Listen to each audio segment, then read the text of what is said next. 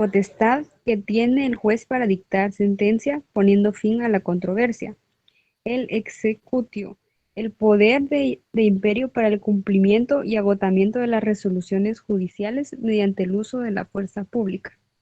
Bueno, aunque no va a tener en sí, pero por favor, que ligero por su misma posición de un tribunal, de un conflicto colectivo, de un tribunal colegiado, de que aquí pues ustedes saben que deberían de ser jueces, pero la ley les sigue llamando vocales. Entonces, por favor, ya no tenemos nada que explicarles sobre el Tribunal de Conciliación. Estamos en el Tribunal de Arbitraje. Aquí sí va a haber una sentencia que puede ser sujeto de una apelación.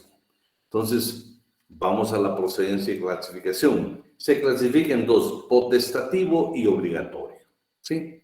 Veamos en qué caso es potestativo y en qué caso es obligatorio. Para eso le voy a pedir por favor, ¿alguien tiene por ahí su código? Sí, licenciado, buenas tardes. Buenas tardes. Haceme el favor, artículo 397 completo. Muy bien. Capítulo tercero, arbitraje. Artículo 397. El arbitraje procede. 1. Potestativamente. A. Cuando las partes así lo acuerden, antes o inmediatamente después del trámite de conciliación. Y B. Cuando las partes así lo convengan, una vez se haya ido a la huelga o al paro. Clasificados de legales. 2. Obligatoriamente.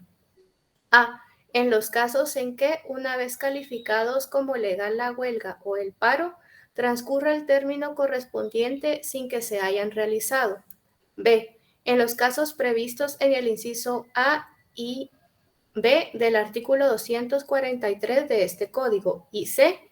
En el caso de que, solicitada la calificación de legalidad o ilegalidad de huelga, una vez agotado el trámite de conciliación, no se llenare el requisito a que alude el inciso C del artículo 241 de este código, y siempre que el número de trabajadores que apoyen el conflicto constituya por lo menos mayoría absoluta del total de laborantes que trabajen en la empresa o centros de labores que se trate. En el caso del inciso B, ¿sigo? Sí, por favor. Muy bien. En el caso del inciso B del arbitraje potestativo, las partes, al acordarlo, deben reanudar los trabajos que se hubieren suspendido y someter a la consideración del respectivo tribunal de arbitraje la resolución del conflicto. La reanudación de labores se hará en las mismas o mejores condiciones vigentes en el momento en que ocurrió la suspensión. Este extremo debe comprobarse ante el tribunal que corresponda mediante declaración suscrita por ambas partes, pudiendo el juez, si lo considera conveniente, ordenar por los medios pertinentes su aprobación. Su comprobación. Bueno, ahí estamos. Entonces, por favor, estamos hablando, entonces, lo vamos a clasificar en potestativo y obligatorio. El potestativo, cuando así lo acuerdan las partes antes o inmediatamente después de dar el trámite de conciliación. ¿Por qué? ¿Por qué antes? Porque si se recuerdan cuando les platicaba a ustedes del pacto colectivo de condiciones de trabajo, primero tiene que discutirse en la vía directa, que son aquellos famosos 30 días. ¿Sí? Es un requisito esencial. De hecho, él les ponía el ejemplo de un caso concreto que él lleva precisamente donde tiene paralizado actualmente o está suspendida la discusión del pacto colectivo en donde labora, porque precisamente no se cumplió con el requisito que establece el 51, que debe detenerse primero la vía directa en cuanto a la discusión del pacto colectivo. Inmediatamente después del trámite de conciliación. Claro, una vez planteemos nosotros ante el juez, acuérdense que primero conoce un juez y 12 horas después se entera el tribunal de conciliación. Ahí también nosotros podemos tomar la decisión de decir, miren, no discutamos esto más en la vía de conciliación, vayámonos directamente a lo que es una sentencia arbitral, una sentencia colectiva. y cuando las partes así lo convengan, una vez se hayan ido a la huelga o al paro calificados de legales. Se recuerdan que, por ejemplo, fíjense, porque tengamos bien claro esto acá, cuando las partes así lo convengan, una vez se hayan ido a la huelga. Si los trabajadores no estallamos en huelga en los 20 días que nos está dando la ley, cuando ha sido declarada legal, lo único que nos queda es el arbitraje obligatorio. Pero el potestativo, a ese podemos hacer uso después de que nosotros ya estamos en huelga. Y en el caso de los patronos, pues no hablamos mucho porque ustedes saben que en Guatemala no se da el paro por parte de los patronos. Entonces, la huelga. Después, ya estando en huelga, podemos optar nosotros por el arbitraje potestativo. Posiblemente no tengamos resuelto la parte de la reivindicación de carácter económico y decimos, señores, que se discuta en un tribunal de arbitraje. Ahora, ¿qué pasa con el obligatorio? El obligatorio, bajamos un poquito, por favor. Ahí está. Miramos el obligatorio. ¿En qué casos? En los casos en que una vez calificado de legal a huelga o el paro transcurre el término correspondiente sin que se haya realizado. Esto es importante. ¿Por qué es importante? Porque si se da cuenta, fue calificado legal, pero no estallamos en huelga en los 20 días que nos dio el juez. Ahí se vuelve obligatorio. Si después de la huelga, es potestativo. Entonces, correspondiente sin que se haya realizado. Esa es una buena interrogante para la pregunta. Subí un poquito. En los casos previstos en los incisos, por supuesto, aquí te habla del A y el que es potestativo. Subí un poco, miramos el obligatorio. Aquí está. El obligatorio. A. En los casos en que una vez de calificado como legal la huelga o el paro transcurre el término correspondiente sin que se haya realizado. Ese ya lo vemos bien. Miremos el otro, el siguiente. B. En los casos previstos en los incisos A y D del artículo 243. Creo que ya no tiene inciso D, tiene inciso A, B y C. Pero en estos casos, concretamente, inclusive del A, del B y el C. ¿Por qué? Porque se refiere a las clínicas, se refiere a las fuerzas de seguridad, y yo creo que el otro es el transporte. En ese caso sí es obligatorio. Usted no puede tomar una decisión sino de irse a la huelga. Tiene precisamente, ¿por qué? Porque son servicios públicos que no se pueden interrumpir. Entonces es obligatorio aquí precisamente el arbitraje.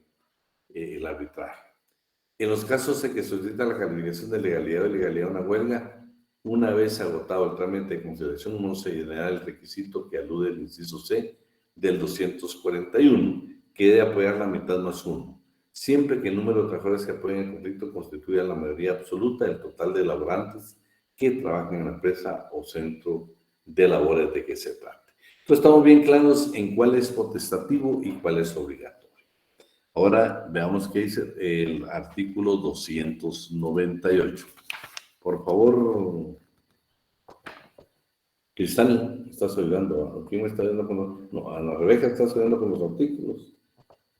Sí, licenciada, 298. Un momentito.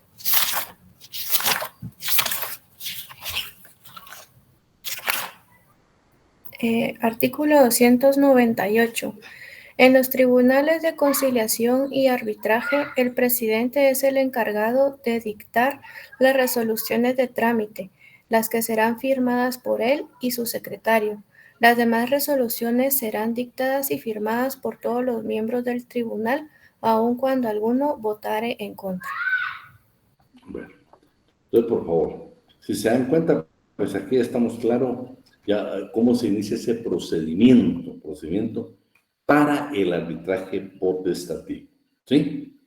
Deben de someter ante el respectivo juez de trabajo por escrito los motivos de su divergencia. Acuérdense que el liceo les platicado a ustedes de que, por ejemplo, cuando es un pacto colectivo se refiere a artículos, pero cuando es un pliego de peticiones, pues por supuesto, el código a veces habla de cláusulas. pero concretamente dice que posiblemente en algunos puntos se pusieron de acuerdo, pero en los que no estén, pues lo van a hacer llevar al juez, ¿sí? Designando además 3 delegados, igual que el Tribunal de Conciliación, 3 delegados por parte del patrono y por parte de los trabajadores. Y el 409, que por favor quiero que leamos lectura. Ana Rebeca. Capítulo cuarto. Disposiciones comunes a los procedimientos de conciliación y arbitraje. Artículo 409. Ante los tribunales de conciliación y arbitraje y con asesoría de abogado, las partes deben comparecer personalmente o ser representadas. A. Por parientes dentro de los grados de ley o abogados si se tratare de patronos individuales. B. Por compañeros de labores si se tratare de trabajadores. Y C. Por sus directores, gerente o empleados superiores con poder suficiente si se tratare de personas jurídicas emplazadas como el patrono. En todo caso, los comparecientes deberán acreditar su calidad. Bueno, ahí estamos, claro, eso es lo que está hablando. Y le dejamos estamos en el 300. Entonces estamos ahora con el 199, que es la integración. Por favor, Cristal. Ok. ¿Cuál me dijo, disculpe? Lo que está ahí donde dice integración. Ok. Integración del Tribunal de Arbitraje. Artículo 399, Código de Trabajo. Llenados todos los trámites anteriores, el juez, dentro de las 24 horas siguientes, procederá a integrar el tribunal. Pero, si se dan cuenta, espérate, si se dan cuenta, aquí es 24 horas. ¿Sí? El tribunal, el presidente del tribunal ya recibió la petición, que puede ser un arbitraje potestativo o un obligatorio. Ya lo recibió, entonces dice, bueno, tengo que integrar el tribunal. Y procede dentro de las 24 horas de haber recibido esa petición de integrarlo. Veamos ahora qué pasa con los impedimentos. Va a ser aplicable el 383, pero acuérdense que aparte de todos los impedimentos que deben de hacerse, una vez esté integrado, deben de hacerse saber precisamente si usted tiene algún impedimento o alguna excusa, o usted quiere, la otra parte tiene derecho a recusarlo, eso se tiene que saber precisamente en el propio momento de estarse integrando dentro de 24 horas. Pero también hay un motivo de excusa especial acá. Si usted conoció en un tribunal de conciliación, como regla general no va a conocer en un tribunal de arbitraje. Sin embargo, si patronos y trabajadores, estamos hablando de los delegados, de esos 3 delegados, allanan, o quiere decir, o consienten, o están de acuerdo, entonces sí se puede integrar un tribunal, un trabajador, un patrono que integra un tribunal de conciliación, también lo puede ser en un tribunal de arbitraje. Pero la regla general es que no se puede. Veamos el artículo 400. Aquí vamos a estar 2 cosas bien importantes. Primero, bueno, ese ya lo vimos, el 400. Nos tocaría ahorita el 401.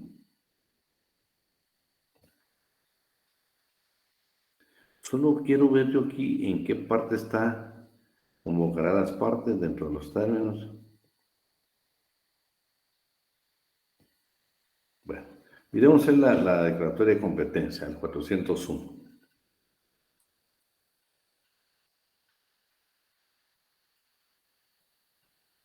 ¿Cristal?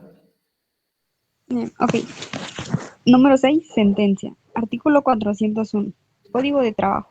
Una vez resueltos los impedimentos que se hubieran presentado, el Tribunal de Arbitraje se declarará competente y dictará sentencia dentro de los 15 días posteriores. Durante este lapso no admitirán recursos, sus autos o providencias. Vean qué interesante. Aquí dice que se integró en 24 horas. Ya integrado va a tener un plazo de 15 días para dictar sentencia. ¿Se dieron cuenta? En conciliación no hay sentencia. Lo más que se puede es un convenio colectivo si las partes están de acuerdo. Pero acá las partes ya no están de acuerdo. Ya sea en forma potestativa o aleatoriamente, ya no están de acuerdo. Pero este tribunal precisamente tiene 15 días para dictar sentencia. Igual que en materia de la conciliación, del procedimiento de conciliación, no se admitirá ningún tipo de recurso, ni de providencia, ni de autos. Veamos qué dice el 402. Porque tienen que dar audiencia por el debido proceso. Número 7. Procedimiento de arbitraje. Artículo 402, Código de Trabajo. El Tribunal de Arbitraje, dentro del plazo previsto en el artículo anterior, oirá a los delegados de las partes separadamente o en comparecencias conjuntas, haciendo uso de la facultad que le otorgue el artículo 388. Interrogará personalmente a los patronos y a los trabajadores en conflicto sobre los puntos que juzgue necesario aclarar, de oficio o a solicitud de los delegados. Ordenará la evacuación rápida de las diligencias que estime convenientes, incluyendo las de prueba, y si lo considerare oportuno, recabará dictamen técnico económico del Ministerio de Trabajo y Previsión Social sobre las diversas materias sometidas a su resolución o sobre alguna o algunas de ellas. Lo interesante acá es que, bueno, el 388 creo que se refiere a las citaciones, pero lo concreto acá es de que sí va a haber audiencia, en las partes, pero si se dan cuenta, puedo oírlo separadamente o bien puedo escuchar a ambas partes. Acuérdense que aquí, dentro de todo el pliego de peticiones, algunas fueron las que tienen ellos dificultades, no en su totalidad. Por supuesto, hay cosas que son del trámite ordinario, son disposiciones legales que hay que cumplir. Pero en las que no están de acuerdo, pues lo van a hacer ver y va a haber derecho de audiencia. Y para que se juzgue atinadamente, para que se emita una resolución con justicia, pues definitivamente va a tener que recabar toda la información que requiere el Tribunal de Arbitraje y si lo considera necesario, porque puede haber que ahí la petición, el artículo, si es un pacto, o bien una cláusula, o una petición, si es precisamente el planteamiento de un conflicto, tienen que ver la parte económica. Si tiene que, es un incremento de salario, va a ser obligatorio el dictamen técnico económico del Ministerio de Trabajo y Previsión Social. Va a ser clave para poder decir si procede o no el incremento de salario. Veamos hoy el número 8, la famosa sentencia ultra petit. ¿En qué consiste la sentencia ultra petit? ¿La subimos, por favor, Luis? Ahí estamos. ¿En qué consiste la sentencia ultra petit? Vean, ya planteamos el conflicto, ya estamos en el conflicto, ya lo sometimos, ahora van a ser un juez y dos vocales que integran el Tribunal de Arbitraje quienes van a dictar una sentencia. Tienen 15 días. Pero bueno, ¿qué va a haber en este momento de dictar sentencia? ¿Qué van a tomar en cuenta? Van a ver precisamente situaciones de hecho y situaciones de derecho. Las de derecho, por supuesto, las resuelve el presidente del tribunal, que va a ser un juez. Y las reivindicaciones de carácter económico-social, que son de hecho, esas las van a resolver los dos vocales representantes de patronos y trabajadores, a ellos les corresponde. Pero ¿qué pasa en este tipo de conflictos? En el derecho común, en el derecho laboral, siempre, aún en familia, ustedes se recuerdan en familia cuando son intereses de menores, el juez va a resolver siempre favoreciendo al menor. Pero en materia legal, lo extraordinario en materia laboral es que dice la famosa sentencia ultra petit, que este tribunal tiene la facultad de resolver, de conceder más allá de lo pedido, más allá de lo solicitado. Esa es la sentencia ultra petit, resolver más allá de la que las partes nos están exigiendo o están pidiendo. Veamos qué dice el artículo 403, por favor. Cristal. Ok. Artículo 403, Código de Trabajo. La sentencia resolverá por separado las peticiones de derecho de las que importen reivindicaciones económicas o sociales que la ley imponga o determine y estén entregadas a la voluntad de las partes en conflicto. En cuanto a estas últimas, puede el Tribunal de Arbitraje, con entera libertad y en conciencia, negando o accediendo total o parcialmente a lo pedido y aún concediendo cosas distintas de las solicitadas.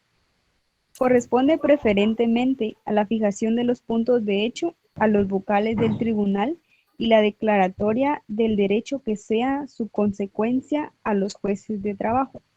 Pero si aquellos no lograren ponerse de acuerdo, decidirá la discordia el presidente del tribunal.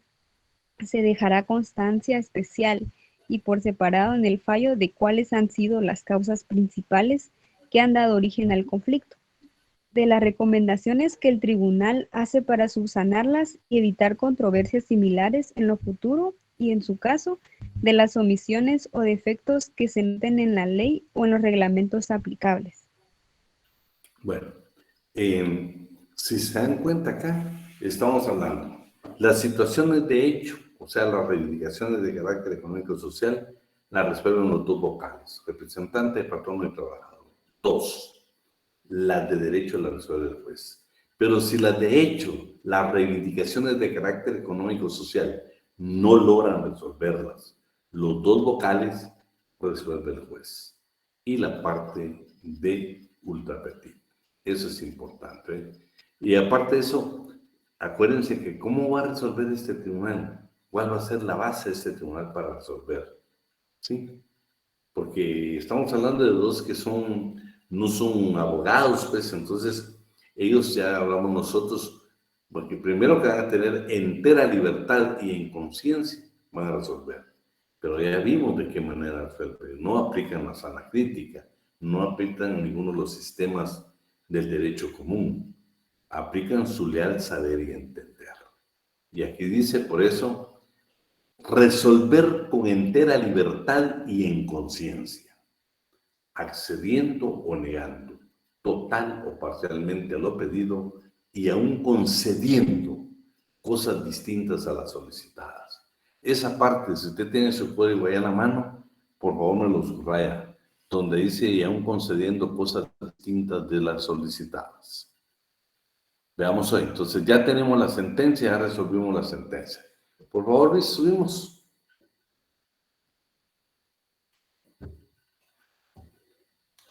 Bueno, entonces ya ¿Leo lo tenemos siguiente, la Mister? ¿Perdón?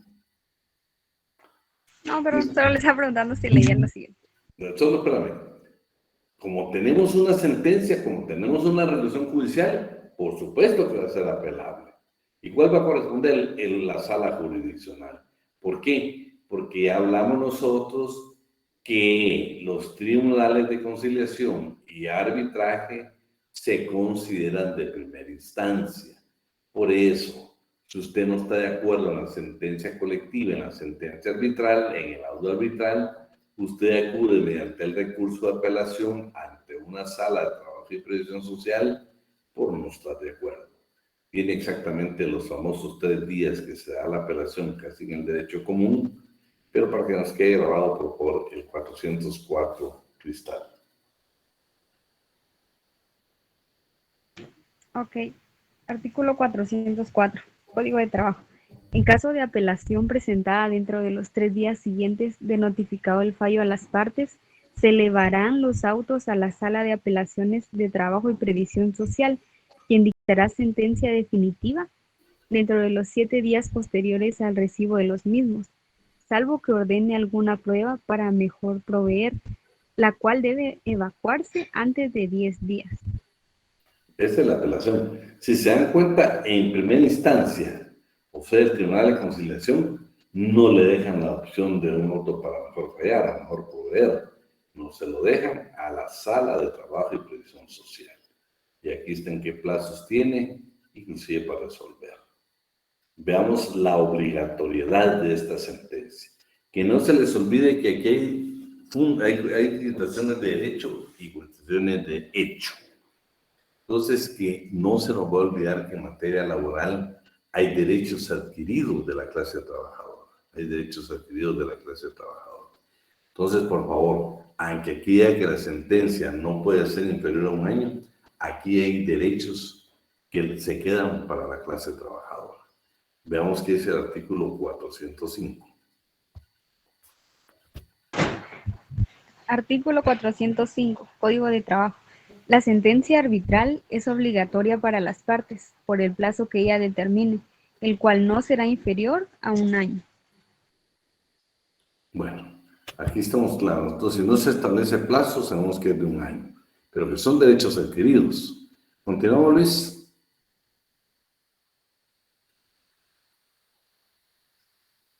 Sanción por incumplimiento de ustedes. Artículo 406. Por favor, Cristal.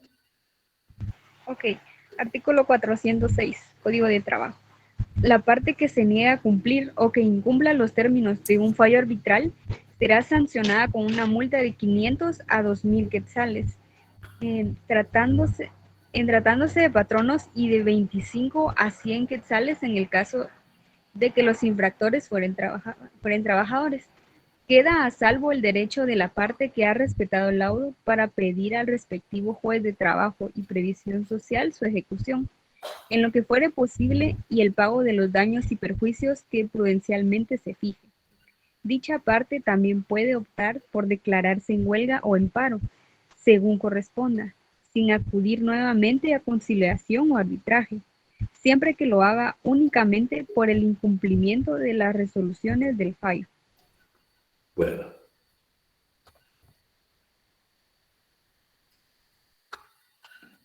Esto es interesante porque si se dan cuenta, aquí está hablando de la parte patrón o trabajadores, y, o sea, planteamos el conflicto, no los trabajadores o el patrón, y resulta que no quieren cumplir con el fallo arbitral.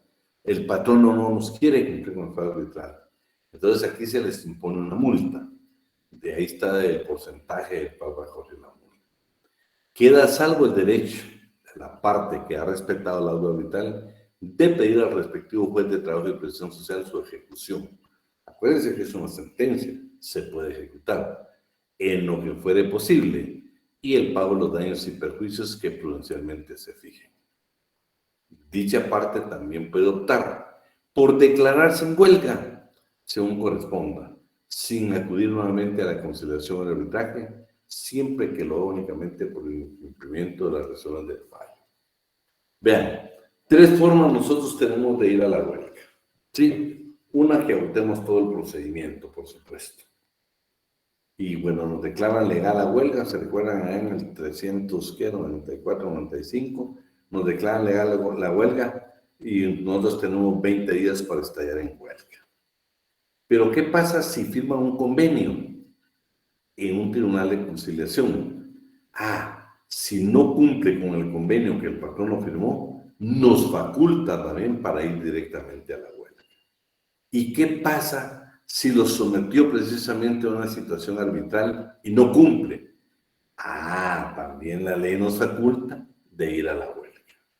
O sea, son 3 circunstancias diferentes en las cuales por incumplimiento del patrón podemos ir, por ejemplo, en las 2 causas estas, haber firmado un convenio o haber estado de acuerdo, someterlo a un arbitraje, ya sea potestativo o obligatorio, pues queda la facultad precisamente de resolverlo yéndonos a la huelga. Veamos hoy las consecuencias del cumplimiento del fallo. Amigo Luis, 407. Por favor, Cristal. Ok. Artículo 407, Código de Trabajo. Mientras no haya incumplimiento del fallo arbitral, no puede plantearse conflictos colectivos sobre las materias que dieron origen al juicio. Claro, si el patrón está cumpliendo, no podemos plantear nuevamente otro conflicto. O, por ejemplo, que como hay 2 sindicatos que el otro día, miren, vamos a plantear nosotros un conflicto. O que trabajadores coaligados que no tienen que ver con un sindicato digan, bueno, vamos a plantear otro conflicto. No, la ley es clara que si está cumpliendo el patrón, no puede crearse otro conflicto colectivo, otro pliego de peticiones, si exactamente son las mismas causas que dieron origen al juicio. Artículo número 13. Copia de la Inspección General de Trabajo. Ok.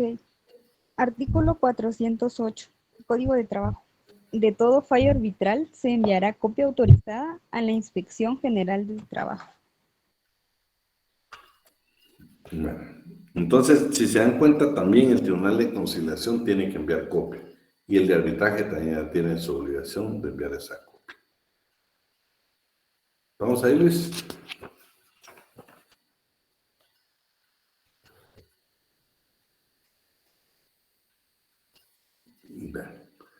El pacto colectivo. Pues no vamos a entrar en detalle a ustedes, porque esto ya lo vieron condensado a ustedes.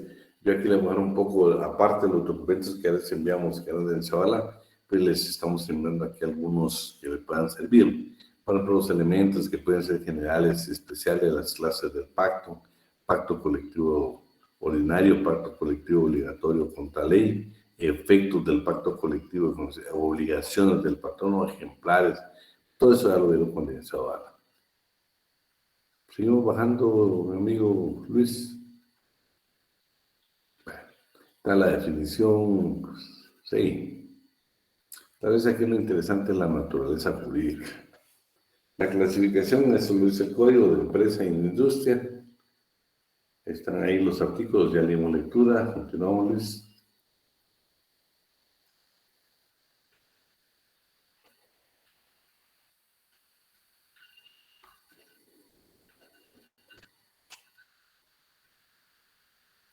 Estamos hablando de la naturaleza jurídica.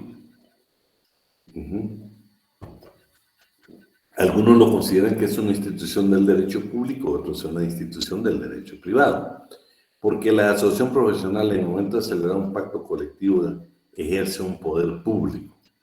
Y esos quienes sostienen esta teoría. Los que dicen que es derecho privado, esta teoría consiste en el acuerdo de voluntades en el momento de celebrar un pacto colectivo de condiciones de trabajo. Nosotros sabemos que es público porque aparte del poder público, pues ahí realmente no hay un acuerdo de voluntades.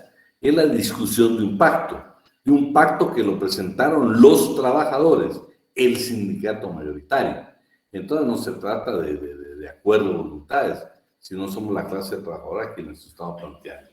Porque después de agotar la vía, tenemos que agotar la vía administrativa, los famosos 30 días, entonces por eso se hace concretamente una institución del derecho público.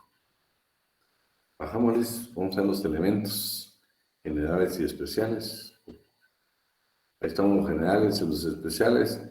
Solo puede celebrar un sindicato de trabajadores constituye una obligación impuesta por el patrono o por la ley. Tenemos los especiales. Se extiende a todos los trabajadores a la nación constituyendo un pacto de empresa. La cláusula del pacto formará parte de los contratos individuales. No tanto las cláusulas, Valencia hablaba exactamente, yo creo que lo correcto es decir, los artículos del pacto colectivo de condiciones de trabajo formarán parte de los contratos individuales de trabajo. Continuamos.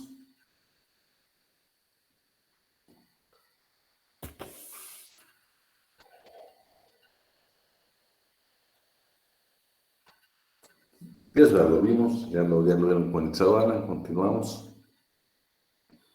Todo este material, la parte que ya lo vieron con Zavala, pues se los estamos enviando para que ustedes lo puedan tener ahí para su estudio. Ahí continuamos, yo creo que ahí ya estamos, porque este fue el punto que dieron con Zavala García. Eso lo vieron ustedes, el artículo 54, todo esto lo vieron. La facultad de orden judicial para fijar plazos, proceso de revisión. Ahí estamos. Entonces, con eso terminaríamos lo que son los pactos colectivos de convenciones de trabajo.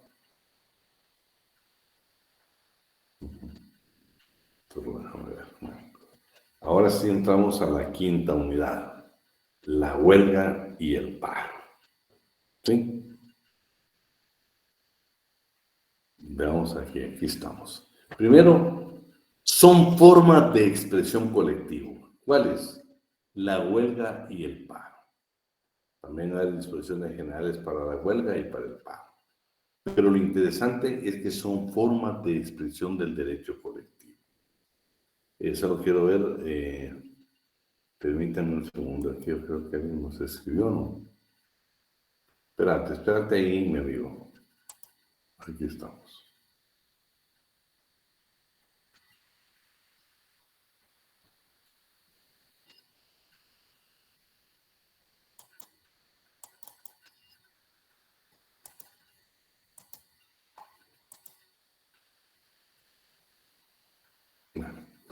Entonces vamos a hablar ahorita del derecho de huelga. Solo quería ver.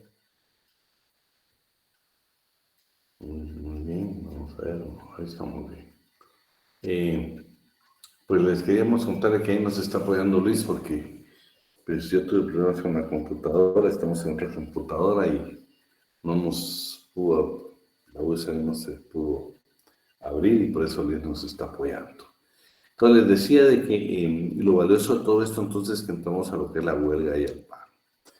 De todo lo que hemos hablado, el planteamiento del conflicto colectivo en el artículo 377, todo el proceso, la formación, la integración que vamos a tener precisamente inicialmente de un tribunal de conciliación, que ya nos hemos dado cuenta cuánto que está integrado por dos vocales, patronos y trabajadores.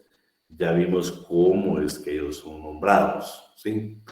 Vimos las publicaciones que tiene obligación de la Corte de llevar a cabo y lo interesante es que el Tribunal de Conciliación no emite sentencia, solo rinde un informe. Lo más que puede llegar un Tribunal de Conciliación es que si las partes se ponen de acuerdo, entonces van a suscribir de conformidad con el artículo 386 un convenio colectivo. Un convenio colectivo que tiene toda la fuerza legal. No nos olvidemos de que, por ejemplo, para ir a la huelga, tenemos tres opciones. Uno es el derecho que tenemos nosotros desde el planteamiento del conflicto y solicitar la legalidad o ilegalidad de la huelga, en el caso nuestro, la legalidad de la huelga, y si nos hicieran, si emitieran una resolución favorable para nosotros, tenemos 20 días para estallar en huelga. Claro, tenemos que cumplir con los requisitos que establece la ley, por ejemplo, haber agotado los trámites de conciliación, que nos apoyen la mitad más uno del total de trabajadores que elaboran en la empresa, no los sindicalizados que elaboran en la empresa. Entonces, hay una serie de requisitos que tenemos que cumplir. Pero lo valioso que Mario López Larrabia indicaba que la huelga era una de las instituciones más valederas que tenía la clase trabajadora. Cuando ustedes que leyeron lectura de la breve historia del movimiento sindical en Guatemala, se dan cuenta que Mario López Larrabia creía seriamente en la huelga. Hoy por hoy, si yo le preguntara a usted y quiero que me escriba, ¿de cuántas huelgas legales ha escuchado usted en los últimos 10 años?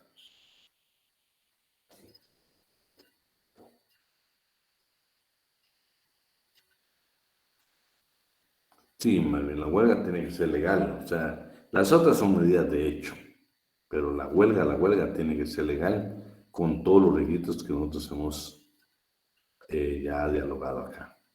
Pero vamos a ver más bien, ¿qué has oído de las huelgas últimamente en los últimos años en Guatemala?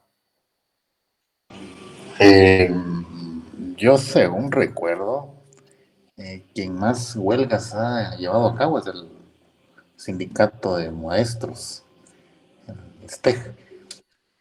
Que sean legales, no sé, pero hubo una huelga muy extensa que tardó mucho tiempo. En el tiempo creo que fue de Vinicio Cerezo. Eso fue muchos años atrás. Pero ahorita últimamente huelgas legales, desconozco, les soy honesto, desconozco de la que le mencioné. Sí, si te diste cuenta, por eso el libro de Mario López Larrabia es clave para ustedes. Cuando uno lee la historia, esa historia es hermosa, pues.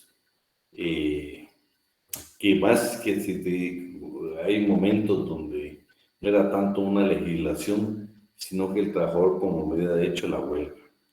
Y escúchenme, todo el libro de Mario López Larrabia, cuando les narra hasta el periodo pues, que Dios le permitió a él hacerlo, es interesante cómo la huelga fue un gran instrumento para la clase trabajadora. Hoy por hoy, si hemos platicado con ustedes, lo más importante que tiene la clase trabajadora es el pacto colectivo de condiciones de trabajo. Es el planteamiento de conflictos colectivos de conformidad con el Código de Trabajo especialmente a partir del artículo 377. El planteamiento de un conflicto colectivo, el planteamiento de un pliego de peticiones que le hacemos al patrono, precisamente para hacer valer nuestros derechos. Entonces, vamos a hablar ahorita del derecho de huelga. Vamos a ver, pues esto claro que está, pues, usted es fácil de localizar lo que yo le voy a indicar acá, pero yo quiero que salgamos de la duda. Quiero que me escriban.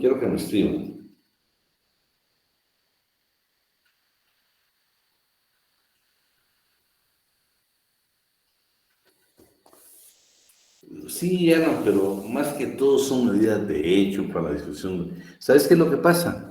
Que la clase trabajadora encontró un instrumento muy valedero, como lo es precisamente los pactos colectivos de condiciones de trabajo.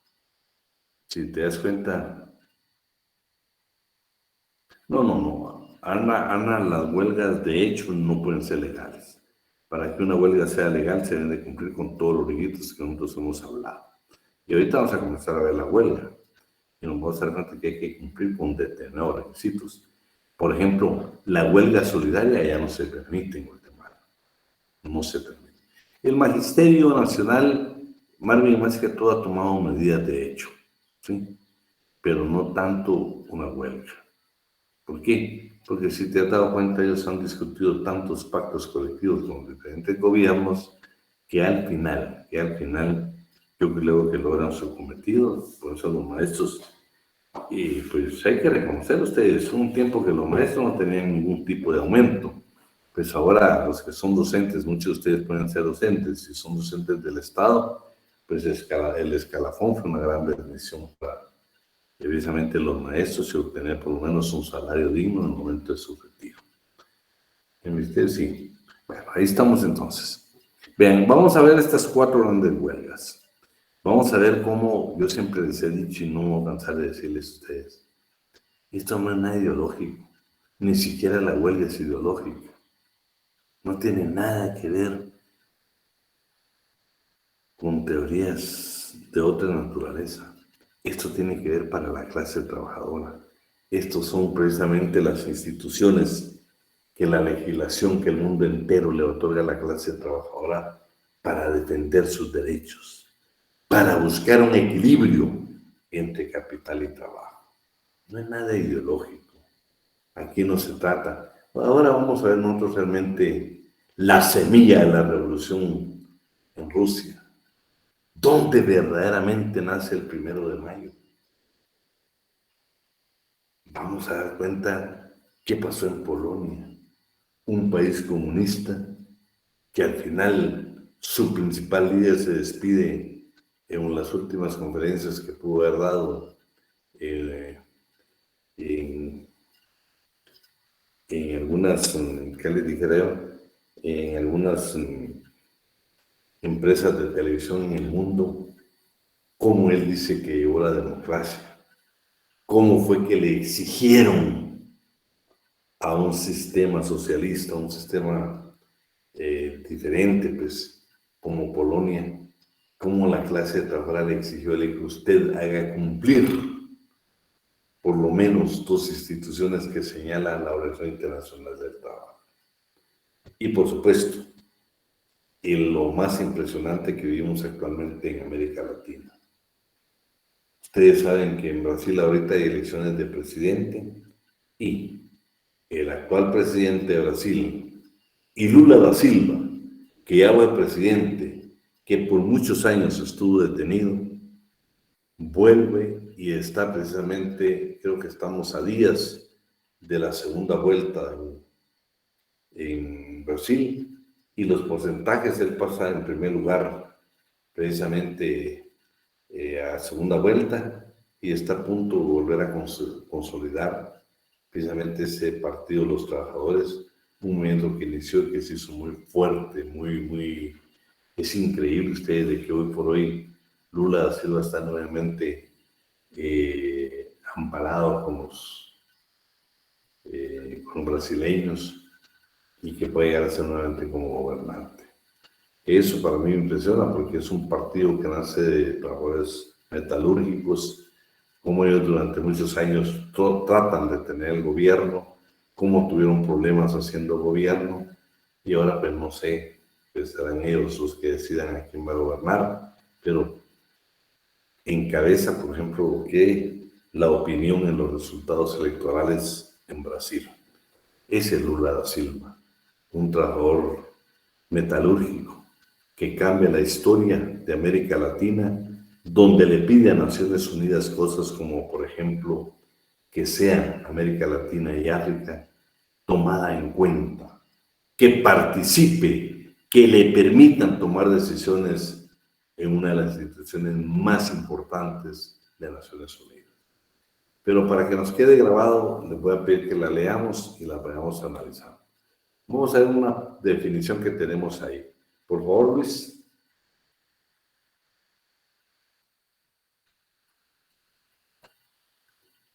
Aquí estamos. Bueno, la primera huelga documentada. Quienes son un poco amantes de la lectura y de la historia, pues se recuerdan que la que está documentada, la que va a aparecer a usted ahí, usted ingresa o ve cualquier libro, la que le va a aparecer documentada, es exactamente la que yo le dije aquí, de los 60 artesanos, pues otros hablan de un porcentaje diferente.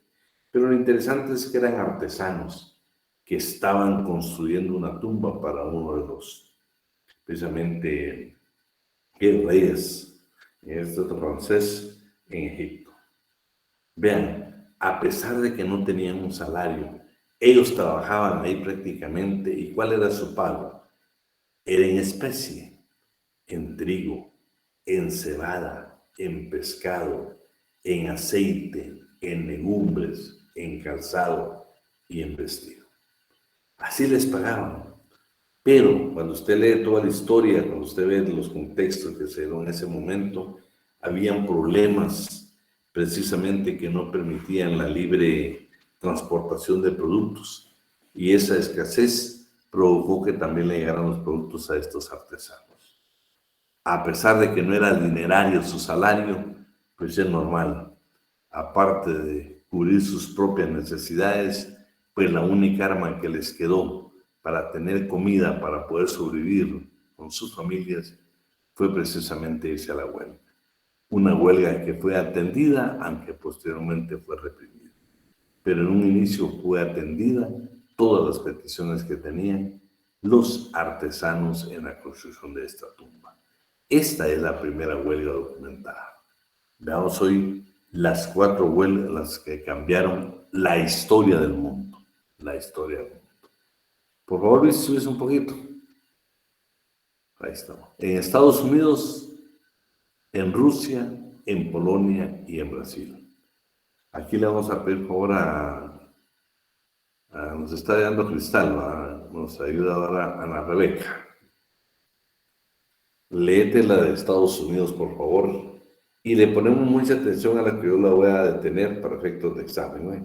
Aquí le voy a puntualizar yo 4, en cada una le voy a puntualizar lo más importante para efectos de examen. Por favor. Muy bien. Estados Unidos, la revuelta de Haymarket, 1886. Este hecho es precisamente el que se conmemora con el Día Internacional del Trabajo, el violento desenlace en 1886 de una huelga en las fábricas de Chicago, que por entonces era el segundo polo industrial de Estados Unidos. La Federación Estadounidense de Trabajo había convocado a una protesta el 1 de mayo para exigir una jornada laboral de 8 horas. Una nueva ley les daba ese derecho a los empleados de oficinas federales y de obras públicas, pero no a los obreros industriales. La huelga llegó a movilizar a unos 350,000 trabajadores en todo el país, pero tuvo su epicentro en Chicago, donde los trabajadores tenían jornadas de hasta 14 horas. La tensión con las patronales llegó a su punto más álgido el 4 de mayo, cuando los gremialistas convocaron a una manifestación en el parque de Haymarket, a la que asistieron unos 20,000 obreros. Durante el discurso del anarquista Samuel Fielden, un desconocido arrojó una bomba contra la policía. Un agente murió y otros 60 resultaron heridos. Sí, Luis, por favor.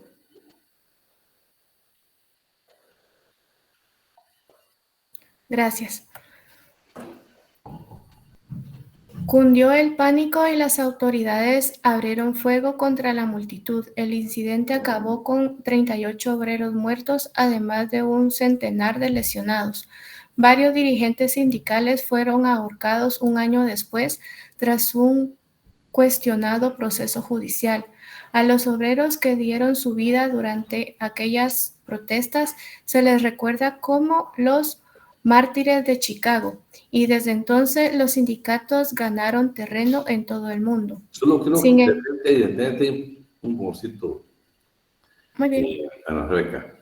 Vean, quiero que me subraye o que tenga presente la palabra los mártires de Chicago en lo que sucedió en Estados Unidos. ¿Sí? Para efectos de examen. Me tiene ahí marcado los mártires de Chicago. Continuamos. Muy bien. Sin embargo, la influencia que llegaron a tener los gremios en las décadas de 1970 y 1980 comenzó a declinar en los 90 por influencia del neoliberalismo y la austeridad. Le dice a BBC Mundo el profesor Richard Heman de la London School of Economics. En muchos países las huelgas son impopulares y los sindicatos han perdido autoconfianza. Para Hyman, no obstante, hoy parecen más necesarios que nunca. El mundo enfrenta muchos nuevos retos en el ámbito laboral, vinculados, por ejemplo, con la inestabilidad del empleo y la esclavitud, de modo que los gremios deben revisar cómo se organizan y sus formas de protestar para adaptarse a los tiempos que corren. Bueno, si se dan cuenta, eso sucedió en Estados Unidos. Entonces, bueno, cuando hablamos del 1 de mayo, pues ya sabemos dónde prácticamente nace. Y si se dan cuenta ustedes, lo que sucedía en Estados Unidos estaba sucediendo en América Latina. Precisamente, yo le digo, en unos años 80, pues fueron muy críticos en América Latina y pues casi los mismos problemas, ¿no? Ustedes, los infiltrados provocando una anarquía, la represión que se dio, imagínense la muerte de un policía, según una historia, pues tantos obreros asesinados, los dirigentes fueron ahorcados. Estamos hablando de Estados Unidos, ¿eh? Estamos hablando de Estados Unidos. Y por supuesto, lo importante, lo que me llamó muy la atención, solo quiero que Luis se desate un poquito. Aquí está. Vean lo que me llama. Subí un poco, es que me interesa. Subí más. Más. Más, dale. Déjame ver. No, ya se lo fue. Bueno, lo que yo quiero decirles es de que, si se dan cuenta, esto fortaleció a la clase trabajadora. Este incidente, claro, yo soy de la idea que pues nadie debe morir en el mundo, nadie debe morir, y especialmente por estas circunstancias, nadie tiene derecho a quitarle la vida a nadie. Pero bueno, lo interesante es de que esto provocó precisamente que se tuviera un gran auge. Que les digo, cuando usted lee a Mario López Larrabe, su fortaleza en Guatemala era precisamente la huelga. Para leer era el instrumento más valioso que tenía la clase trabajadora para defender sus derechos. Pero por el tiempo. Entonces ya subrayamos los mártires de Chicago y ahora nos vamos a la segunda. Luis. Se dieron cuenta, habían problemas con las jornadas de trabajo y todo lo demás. Aquí está Rusia, la semilla de la revolución. Bueno, primero nos damos cuenta que entonces el 1 de mayo no fue Rusia, no nació en un país socialista, nació en Estados Unidos. En enero de 1905, dice, campesinos y obreros se unieron a la clase media. Pero tal vez lo importante acá es de que, si se dan cuenta, hay otra palabra que quiero que Bueno, léela, Ana Rebeca, porque nos quede grabado.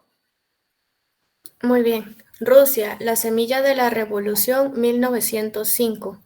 En enero de 1905, campesinos y obreros se unieron a la clase media rusa para protestar contra la opresión del imperio del zar Nicolás II y exigir mejores condiciones laborales. En las zonas rurales se produjeron tomas de tierra y se creó el Sindicato de Agricultores. Las movilizaciones acabaron en violencia cuando el 22 de enero una marcha pacífica hacia el Palacio de Invierno del Zar en San Petersburgo derivó en una sangrienta confrontación con la Guardia Imperial que dejó entre decenas y centenares de muertos. Los historiadores no se ponen de acuerdo sobre la cifra de víctimas fatales, pero sí se refieren a este hecho como el Domingo Sangriento. A partir de ahí, cientos de miles de trabajadores en todo el imperio entraron en huelga y crearon consejos conocidos como soviets. Reclamaban el derecho a la tierra, 8 horas de jornada laboral y mejores condiciones de trabajo. Gracias. Pero a estas demandas se sumaron las políticas, libertad de expresión, derecho a formar partidos políticos y un parlamento elegido por el pueblo. Uno de los grupos más activos en aquel momento era la facción bolchevique liderada por un tal Vladimir Lenin. Nicolás II terminó capitulando. El zar permitió el establecimiento de un parlamento, pero lo disolvió 2 años después, lo que sembró la semilla para la revolución de 1917, comenta Famil, editor del servicio ruso de la BBC. Bueno, entonces se dan cuenta, en Rusia realmente quienes inician todo el proceso fueron la gente del campo, los campesinos, los obreros, se adhieren posteriormente a ellos. Y ahí precisamente es lo que ellos indican. Para efectos de examen, solo quiero que le quede claro la palabra Domingo Sangriento. Domingo Sangriento. Veamos con la tercera, por favor, la de Polonia.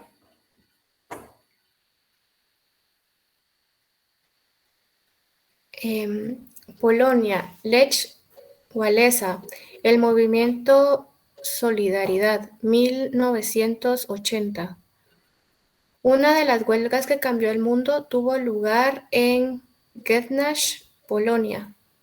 Comenzó el 14 de agosto de 1980, cuando unos 17,000 trabajadores tomaron control del astillero Lenin para protestar por el aumento de los precios de los alimentos, entre otros puntos. Su líder, Lech Walesa, logró eludir un intento de arresto por parte de la policía secreta. Trepó la entrada del astillero y se sumó a los obreros que habían ocupado las instalaciones. Pronto, trabajadores de una veintena de fábricas de la zona se sumaron a la huelga como un gesto de solidaridad.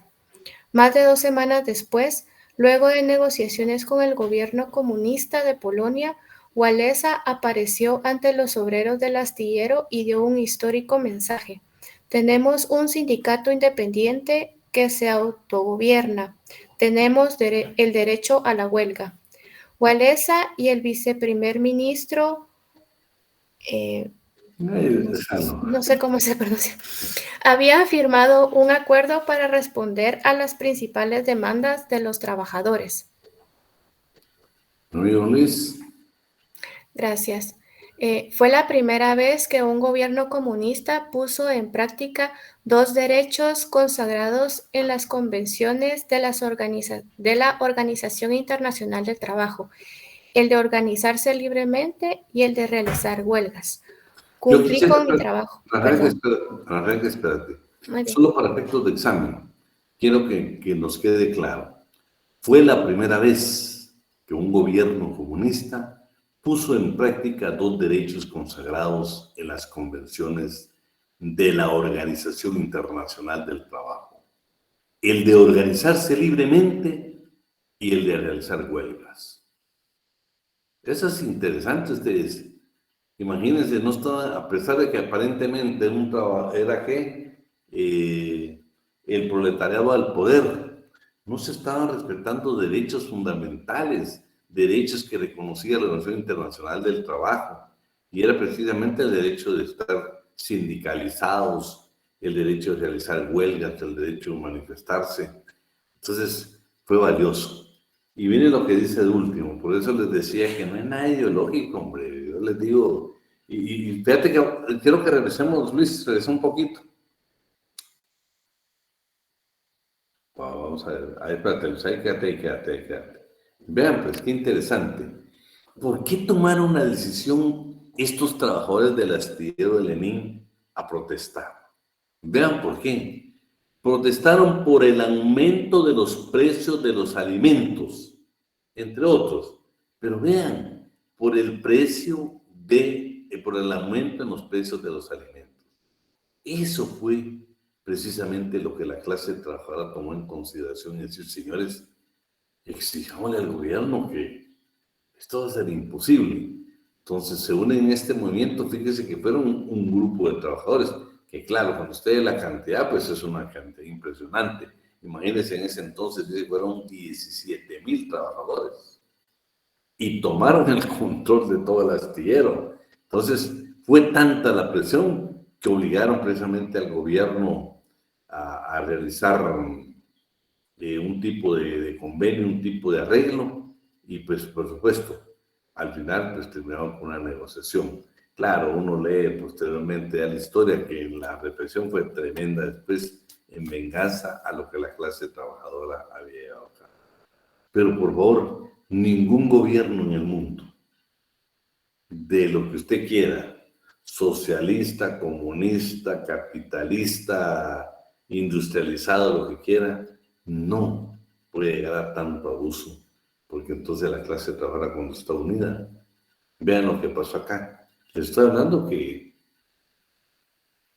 esto de una u otra manera perjudicó posteriormente o benefició, o lo que usted le quiera llamar, la disolución de la Unión Soviética. Y este hombre fue claro al decir al final, señores, vencimos. Y ahora Polonia es democrática. Eso es lo que él dice. Él considera que en el 80 él comenzó este movimiento que le permitió precisamente a Polonia cambiar de un sistema que precisamente a pesar de que aparentemente era el proletariado, no se estaban cumpliendo con dos instituciones fundamentales: el derecho a agruparse, el derecho a sindicalizarse y el derecho a huelga, que eran instituciones que ya contenían los convenios internacionales de la Organización Internacional del Trabajo. Y vamos a la última, por favor. Muy bien. Leo la última parte, ¿verdad? Sí. Cumplí con mi trabajo allí, dijo recientemente Walesa en una revista con la BBC. Luché contra el comunismo y hoy prevalece la democracia. Fue claro y preciso el a ustedes en ese sentido. Ahora veamos la última, que fue exactamente el famoso Lula da Silva, que actualmente está discutiendo la presidencia con el actual presidente de Brasil en una segunda vuelta, después de haber estado varios años en prisión. Veamos qué pasó en Brasil con los metalúrgicos. Y aquí también haber otra palabra que me interesa que subrayemos hoy. Por favor. Muy bien. Brasil, Lula y los metalúrgicos, década de 1970. En la década de los años 70, los obreros industriales de Brasil, la mayor economía de América Latina, realizaron una serie de huelgas para reclamar aumentos salariales. Fue la primera vez que los trabajadores se organizaron a gran escala en el país para desafiar al gobierno militar. Los sindicatos afirman que el régimen había manipulado a la baja las cifras de inflación y demandaban una actualización de los sueldos. En 1979, más de 170,000 obreros metalúrgicos paralizaron el corazón industrial de Brasil, Sao Paulo, con enfrentamientos entre las Fuerzas Armadas y los manifestantes. El gobierno militar finalmente aceptó ajustar los salarios cada semestre. Luis. Gracias. Las huelgas fueron protagonizadas por el Sindicato de Obreros Metalúrgicos, cuyo líder era Luis Ignacio Lula da Silva. Llevaron a la creación del Partido de los Trabajadores, PT, uno de los principales partidos políticos hoy en día. Después de postularse varias veces sin éxito, Lula acabaría llegando a la presidencia de Brasil 2003-2010. Sus iniciativas que lograron reducir la pobreza en el gigante latinoamericano lo convirtieron en uno de los líderes más respetados a nivel mundial, pero también su lucha para lograr mayor equilibrio de poder entre los países ricos y emergentes. Debemos convencer al mundo de que no hay razón para que Latinoamérica o África no estén representadas en el Consejo de Seguridad de la ONU, dijo cuando todavía era mandatario en una entrevista con el programa de la BBC, Hard Talk. Bueno, estas son las... hasta ahí dejémoslo, hasta ahí lo vamos a dejar. ¿Ves? Si se dan cuenta, Lula da Silva, es increíble el movimiento de los obreros metalúrgicos. Estamos hablando de la historia, como les indicaba, por eso les preguntaba, ¿quién escuchó usted últimamente de huelgas en Guatemala?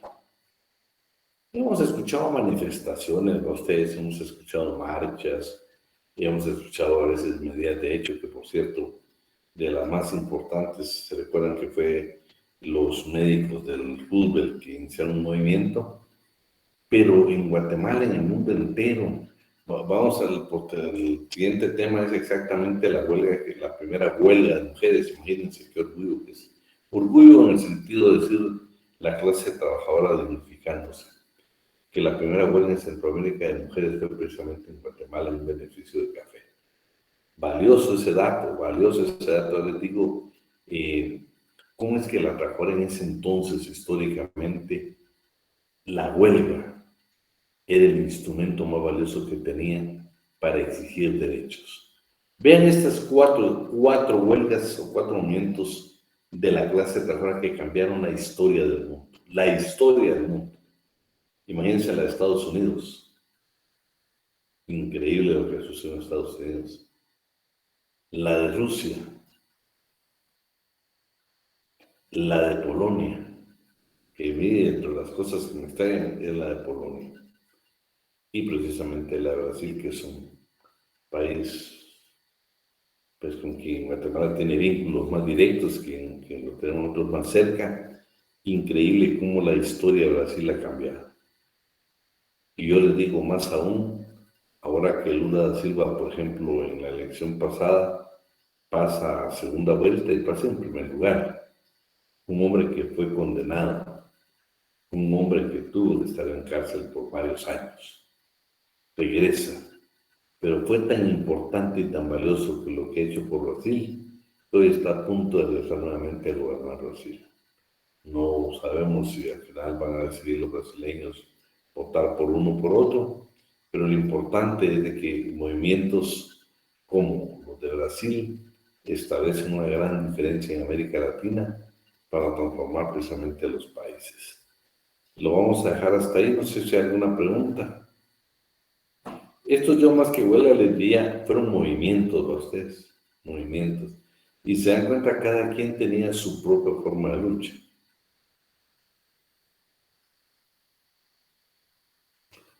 Escogedoras de café. Y vean ustedes, actualmente, si se dan cuenta, por ejemplo, cuando vean los Estados Unidos, una de las cosas que discutieron eran las jornadas excesivas de trabajo. Y cuando estamos hablando de jornadas excesivas de trabajo, no crean que eran pagadas. No tenían el mismo salario, solo que eran explotados. Ahora se está dando, por ejemplo, en muchos países como los nuestros, lo que hemos hablado con ustedes. Ya el corte de café no lo pagan por día, pero lo pagan por tonelaje. Ya que les dijera el sistema de riego de siembra, ya se lo pagan a ustedes, que por metro, no sé, por el chicle ya es lo del hule, todos los productos guatemaltecos. Si se encuentra ya a nuestro campesino, lo están desplazando para convertirlo ni siquiera en un obrero, no lo están convirtiendo en un trabajador informal. Ese es el problema más serio que nosotros podemos tener. Yo quiero que siempre nosotros tengamos esa conciencia como sancarlistas de que no estamos pensando en transformar y cambiar el mundo. No, lo que yo creo que en la medida de nuestras posibilidades nosotros podemos contribuir. Sí, yo te digo, vamos a ver, acuérdate que ustedes que leyeron lectura Mario López Larrabe, yo por lo menos les voy a hablar algunas ahí y se van a asombrar, por ejemplo, que la licorera tenía sindicato y que se fue a la huelga. Y ya hace muchos años, ¿va? Y lástima que ya te digo, pero no nos va a dar tiempo por el espacio. Importante hubiera sido analizar, por ejemplo, el sindicato de trabajadores de la Coca-Cola en los años 70, en los años 80, aún en los años 90. Eso era sumamente importante, ¿va? Pero bueno, yo lo que les quiero dejar a ustedes es que ahorita vamos a ver la huelga y el paro, que yo creo que son instituciones que tienen muy poco ahorita auge en Guatemala, más estamos con la condición del pacto colectivo nacional de trabajo. ¿Quería decir algo, Alan? Buenas tardes. Sí me quería...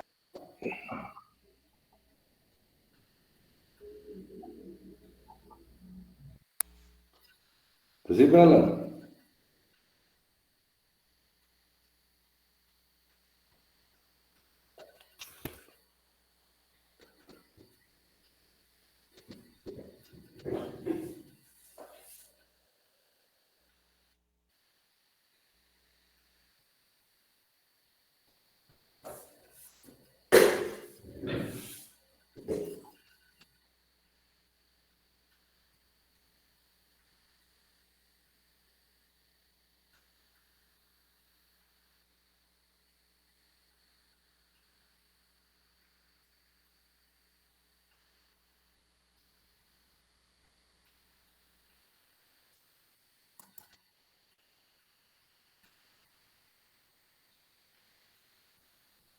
Jóvenes. Licenciado, el compañero Alan escribió que no le funciona su micrófono y que en la próxima clase. Bueno, entonces vamos a quedar hasta ahí el día de hoy, pues para que, como aprovechen ustedes, pues ya, si quieres, les doy un descansito ahí y nos vemos si Dios quiere el día viernes. Estoy terminando de calificar el día viernes, por favor le dicen a los compañeros que no tuvieron su examen que vamos a efectuar el extraordinario. Así es que pasen una buena tarde, si Dios quiere, pues nos vemos el día viernes, si Dios nos lo permite. Feliz tarde, licenciado. Feliz tarde, licenciado. Feliz tarde, licenciado. Pidan adiós. Feliz tarde, licenciado. Muchas gracias. Adiós, Alan. Adiós, Pati. Adiós, Gustavo. Adiós, Kenny. Adiós, María Fernanda. Feliz tarde, licenciado. Adiós, te cuidas.